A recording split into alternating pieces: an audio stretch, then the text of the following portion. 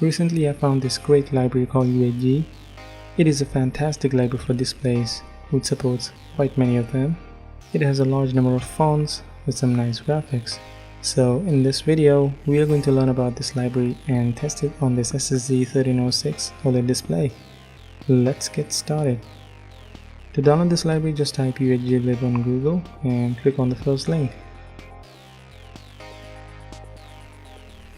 Now download the library for Arduino and add the zip file in your IDE.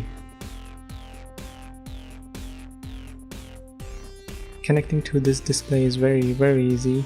You just need 4 jumper wires. Ground goes to ground, VCC goes to 5 volts, SCL goes to A5 and SDA goes to A4.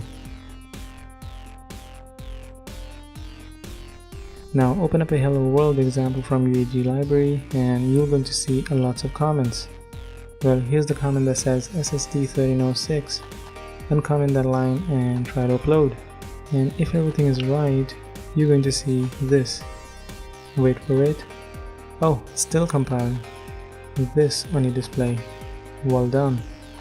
If you're using, for example, Nokia 5110 display, then look for PCD8544 and uncomment that. Now let's try to change the font. Choose the font from here, select the font of your liking and add the code to display the font. There you go.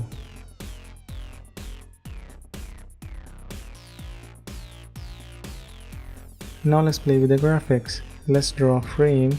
Go to User Reference Panel and click on Draw Frame.